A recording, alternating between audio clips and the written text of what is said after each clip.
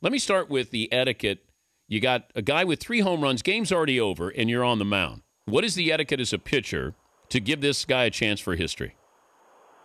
Well, if it's me, I'm going to do everything I can to get him out. I mean, I'm not a believer in hitting guys because they're having a good night. I'm a believer in moving guys' feet and making them aware of the ball inside. But last night, watching that, they tried everything. Breaking balls, change-ups, fastballs. Hamilton, he is just one of these guys, Dan, that is so gifted with his hands. His hands are lightning fast.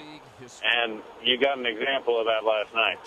So you do at least give him the chance. You're still pitching to him. You want to get him out. But are you okay, but are you saying I'm going to throw you my best pitch, and if you take me deep, good for you, you're a better man? Absolutely. I'm not going to change who I am because of what he's done that night. I would have a book on Hamilton. If I'm going to pitch Josh Hamilton, I'm going to get ahead of him, try and get ahead of him, and then elevate in the middle of the plate.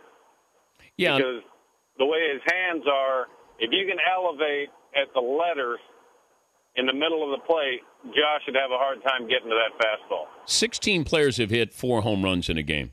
How much luck is involved in hitting 4 homers in a game? Well, I mean, obviously there's some luck, but those swings, you got to put good swings on the ball every time. None of those last night you could say were wind blown. That was just 4 balls that were crashed. And he's on everything right now. I mean, his last at bat the night before was a home run. So you look at what he's doing right now, and when a guy like him gets in a groove, we saw it in the home run hitting contest. When he finds that slot, it is tough to get him out. What do you do with him, with his contract, given what has happened, and there's always that possibility of it happening again?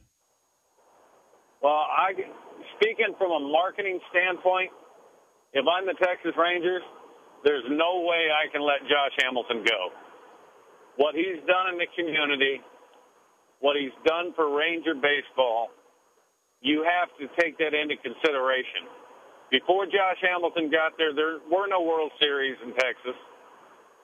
And, yeah, he's had his off-the-field demons.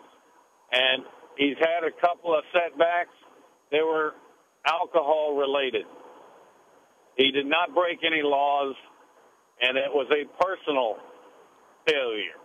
He didn't get in the car and drive after he had a couple of drinks. He failed himself, and that's something he has to deal with. But from a marketing standpoint, the fan base in Arlington adores Josh Hamilton. He has put the Rangers on the map, and you have to reward him for that. He's Mitch Williams, Major League Baseball Network, MLB tonight at 11 Eastern on MLB Network, DirecTV Channel 213. Also, coming up tomorrow to be the Rays and the Yankees, David Price against CC Sabathia.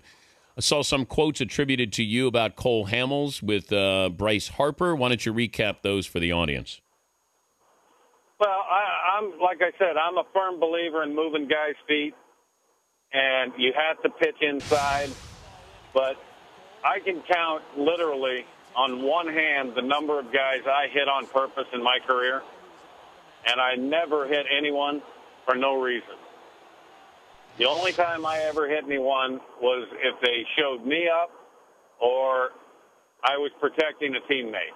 I never hit one guy for showing me up. I never showed guys up. Guys never showed me up.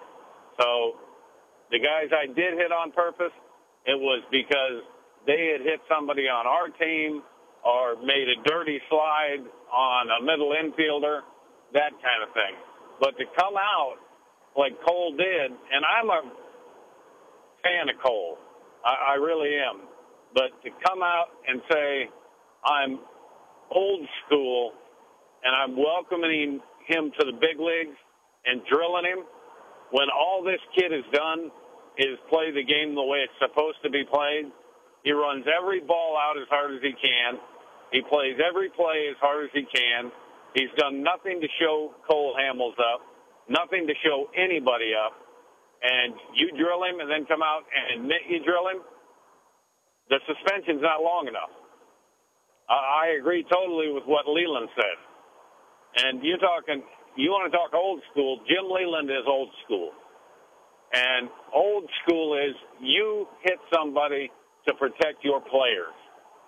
That's the only reason. Or if somebody has shown you up.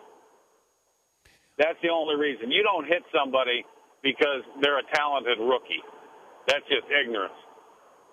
I think old school is not saying something because you don't have to.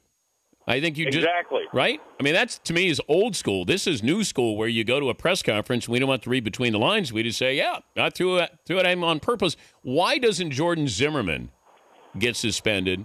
Because we know he hit Cole Hamels on purpose, even though he didn't admit to it.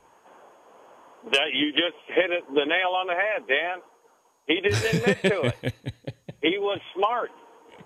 And Cole, not only now has he put a target on his back, he may get hit again. And he sets himself up to now he's hurting his team because he got suspended for 5 games, and that team cannot afford to have Cole Hamels. What if he gets hit in the wrist and breaks his wrist? Well, you've not only hurt yourself, you've hurt your team. Imagine if Bryce Harper went to the mound to visit Cole Hamels. Oh, I commented on that. I said, Cole wants to act like he's playing that tough guy role, but there's nothing more embarrassing than hitting a guy. If Bryce Harper had charged the mound, there would have been nothing but a Cole Hamels uniform left on the mound. Who's the one Because Bryce Harper is a 19-year-old man. Cole Hamels weighs 190 pounds soaking wet. Who's the one guy as a pitcher you don't want to visit you on the mound right now? Who? Pitcher you don't want to what? The guy you don't want charging the mound right now playing. Oh, geez. I would say Prince. Prince Fielder?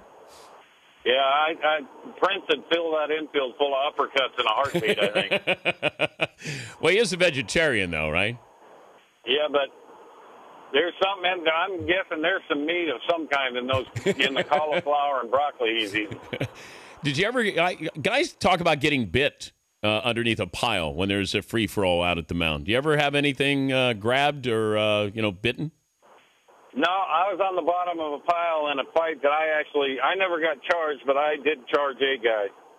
And I ended up on the bottom of the pile with Jim Rice on my chest, just filling my face full of left hooks.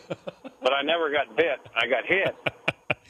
Well, at least you got a Hall of Famer pound in your face. Oh, yeah, but I had Charlie Huff, who couldn't swat a fly off the end of his nose trying to pull Jim Rice off me. Good to visit with you, Mitch. As always, thanks. You got it, Dan. All right, buddy. You got a line for everything, doesn't he? Mitch Wild Thing Williams, Major League Baseball Network. They got the Rays and the Yankees coming up tomorrow. 2 great left-handers there, CC Sabathia and David Price.